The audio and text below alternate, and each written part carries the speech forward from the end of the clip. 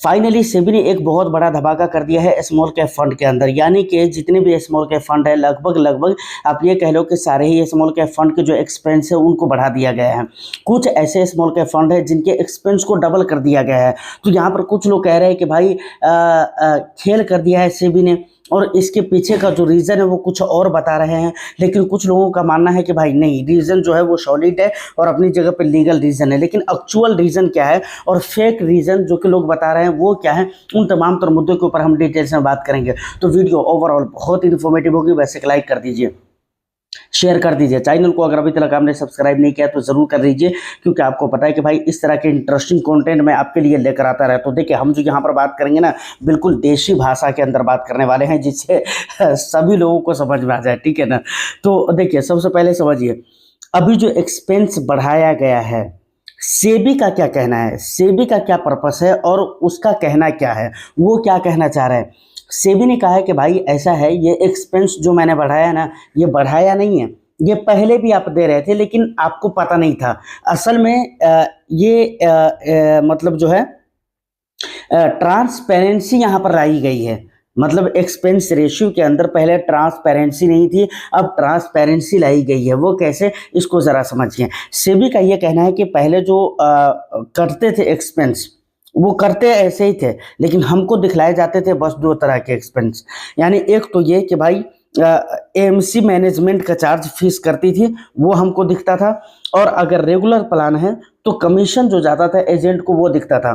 यानी एएमसी जो मैनेज करने के, जो मैनेजिंग के जो फीस ले रही थी, और उसके अलावा रेगुलर प्लान अगर है तो वहाँ पर आपको पता है कि बीच में डिस्ट्रीब्यूटर वगैरह भी होते हैं, एजेंट वगैरह भी होते हैं। तो पहले क्या था, पहले हमें दो ही चीज़ें दिखती थी, यानी डिस्ट्रीब्यूटर और या फिर एजेंट के कमीशन कह लीजिए, और दूसरी बात यह है कि एएमसी की तरफ से जो मैनेजमेंट किए जाते हैं उसके जो चार्ज काटे जाते थे। बस ये दो चीज़ें हमें दिखलाई जाती थी। लेकिन दिखलाई हमें क्या नहीं जाती थी, वो ये नहीं दिखलाई जाती थी जैसे ब्रोकरेज वगैरह के जो सेल वगैरह, मतलब बाई सेल जो करते हैं उसके जो चार्जेस लगते हैं वो पहले दिखलाए नहीं जा रहे थे। और सेबी का कहना है ये है कि भाई ये कटता था लेकिन ये आपको दिखलाया नहीं जा रहा था, जो कि अब हमने नियम बना दिया है और रेगुलेशन ये ला दिया है कि अब आपको सारी चीज़ों को ओपन करना पड़ेगा, सारी चीज़ों को डिस्क्लोज करना पड़ेगा। समझ रहे हैं, सेबी ये कह रही है। यानी बाई सेल जो होता है ना, तो वहाँ पर ब्रोकरेज चार्ज लगते हैं, ठीक है ना। तो देखिए, अब एक चीज़ और भी बात आती है कि भाई बाई सेल जो होते हैं क्या वो बराबर होते हैं, क्या वो हर रोज़ होते हैं, हर वीक, हर महीने में होते हैं? तो ऐसा नहीं है, हर महीने में नहीं होते हैं। 4 महीने, 6 महीने, 1 साल, 1.5 साल में ऐसा आपको बाई सेल करते हैं, एएमसी करती है, स्कीम करती है। स्कीम के अंदर तो वही चीज़ होती है, वही चार्ज जो होते हैं वो लगते हैं, ठीक है ना।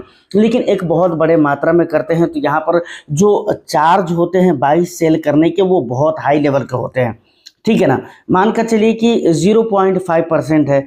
अब करोड़ों की अगर सेलिंग कर रही है तो 0.5% 1 करोड़ का कितना हो गया, सोच ले। 5 करोड़ का, 10 करोड़ का या 50,000 करोड़ का 0.5% कितना हो जाता है, बहुत ज़्यादा हो जाता है। तो कहने का मतलब क्या है कि सेबी का जो पर्पस है और सेबी का जो कहने का मतलब है वो ये है कि भाई ये एक्सपेंस पहले भी कट रहे थे लेकिन ये जोड़कर आपको दिखलाए नहीं जाते थे स्कीम के अंदर।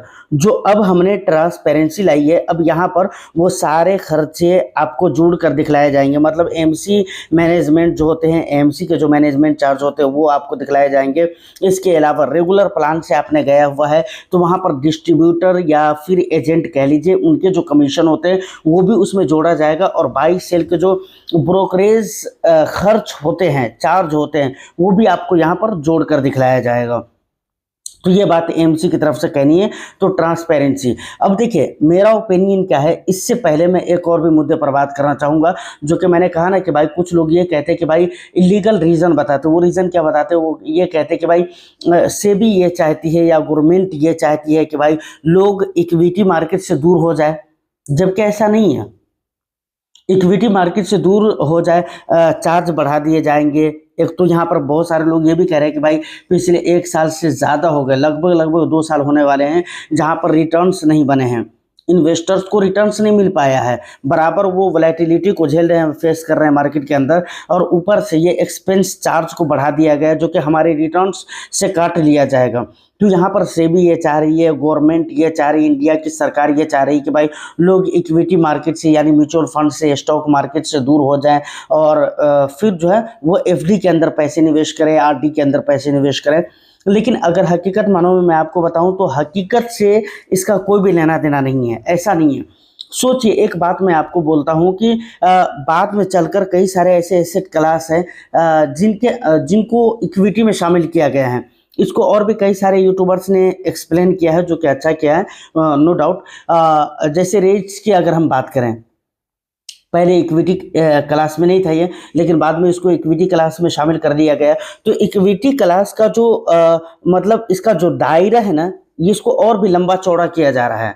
इक्विटी क्लास को और भी ज़्यादा लंबा चौड़ा किया जा रहा है कि इसको भी शामिल किया जा रहा है, उसको भी शामिल किया जा रहा है, उसको भी शामिल किया जा रहा है, ताकि इक्विटी का जो दायरा है ना वो बिल्कुल लंबा चौड़ा हो सके और इन्वेस्टमेंट की बहुत सारी अपॉर्चुनिटी यहाँ पर आ सके। तो जो लोग ये रीज़न बयान करते हैं ना, और ये रीज़न जो बताते हैं ना कि भाई गवर्नमेंट ये चाह रही है या सेबी ये चाह रही है कि भाई आप इक्विटी मार्केट से दूर हो जाओ, तो sorry, I would like to tell you sir के ये रीज़न सही नहीं है।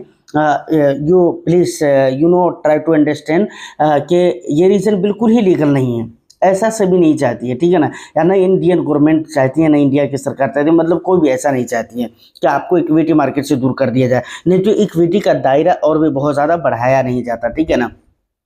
ये बातें हो गई। अब यहाँ पर मैं अपना ओपिनियन जो कि रखना चाहूँगा, वो आप लोग मुझे बताइएगा कि मेरा जो ओपिनियन है वो सही है या गलत है। देखिए, अब सेबी ने क्या कहा है, सेबी के एक बात के ऊपर गौर करने की ज़रूरत है। सेबी ने कहा है कि भाई जो ब्रोकरेज चार्ज लगते थे वो आपको दिखलाए नहीं जाते थे। बाकी दो चीज़ें तो सेबी ने कहा है कि दिखलाई जाती थी। पहली चीज़ ये है कि भाई एएमसी के जो चार्जेस होते थे वो मैनेजमेंट के, और दूसरी बात कि एक्सपेंस में रेगुलर प्लान है तो वहाँ पर एजेंट के जो कमीशन जाते थे वो। तो सोचिए, एक एजेंट के कमीशन जा रहे हैं और एएमसी के जो चार्ज हैं वो दोनों मिलाकर अगर किसी फंड का एक्सपेंस रेशियो 1% शो कर रहा था, लेकिन अब उसका एक्सपेंस 2% हो गया। तो मेरे कहने का मतलब यह है कि एएमसी इतना कम चार्ज करती है मैनेजमेंट का, और एजेंट को भी इतना कम ही कमीशन जाता है कि भाई 1% में वो दोनों सिमट जाते हैं। तो क्या पूरा 1% जो कि ब्रोकरेज चार्ज होते हैं, जो कि कभी कभी लगते हैं, मतलब 6 महीने, साल भर, 4 महीने, 5 महीने पे बाई सेल की जाती है। मैंने बताया ना, बराबर तो बाई सेल की नहीं जाती है। तो क्या सिर्फ एएमसी एक ही मरतबा 1% तक के चार्ज ले लेती है? ये सोचने वाली बात ज़रूर है भाई, है ना। और इसके ऊपर आपका क्या कहना है? मानकर चलिए ठीक है, आपने ट्रांसपेरेंसी लाया, मैं ये कह रहा हूँ कि आपने ट्रांसपेरेंसी लाया है, तो ब्रोकरेज मिलकर एजेंट और एएमसी का जो मैनेजमेंट का कमीशन है, ये दोनों चीज़ें निकाल दीजिए, या फिर ये दोनों चीज़ें मिलकर जो पहले दिखलाए जाते थे वो 1% थे। तो अभी ट्रांसपेरेंसी आई है तो हम मानते हैं कि भाई आधा % तक के कमीशन वो क्या कहते हैं ब्रोकरेज ले रही होगी। लेकिन नहीं, यहाँ पर 1% में पहले दोनों समेट जाते थे, 1.25% में पहले दोनों समेट जाते थे, एएमसी भी और एजेंट भी। लेकिन यहाँ पर एक ही मरतबा 1% ज़्यादा कर दिया गया। तो क्या पूरा वो 1% ब्रोकरेज ले रही है? ये ज़रा सोचने वाली बात ज़रूर है। और इसके ऊपर आप लोगों का क्या कहना है, आप ज़रा मुझे कमेंट करके ज़रूर बताइए, क्योंकि ये तो बिल्कुल मेरे समझ से बाहर है भाई। आप लोगों को जो चीज़ समझ में आ रही है आप मुझे कमेंट करके ज़रूर बताइएगा। उम्मीद करता हूं कि अगर आप यहां तक पहुंच चुके हैं तो वीडियो और इन्फॉर्मेशन आपको समझ में आ गई होगी। बिल्कुल देशी भाषा के अंदर मैंने आपको समझाने की कोशिश किया, और देशी आदमी हूँ भाई तो मैं देशी भाषा में बात करूंगा। कोई लॉजिकली या बहुत बड़ा टर्म्स मैंने यूज़ नहीं किया है जिससे आपको कोई बात समझने में दिक्कत हुई हो। लेकिन उसके बावजूद भी अगर किसी तरह का कन्फ्यूज़न रह गया तो आप मुझे कमेंट सेक्शन में ज़रूर बताइएगा, ज़रूर उसका आंसर किया जाएगा। उम्मीद है कि वीडियो और इन्फॉर्मेशन आपको अच्छी लगी हो तो बस एक लाइक कर दीजिए, शेयर कर दीजिए। चैनल को अगर अभी तक आपने सब्सक्राइब नहीं किया है तो ज़रूर कर लीजिए। मैं फिर मिलता हूँ किसी नेक्स्ट एंड इंटरेस्टिंग वीडियो में। जब तक के लिए all the best. Thank you for watching.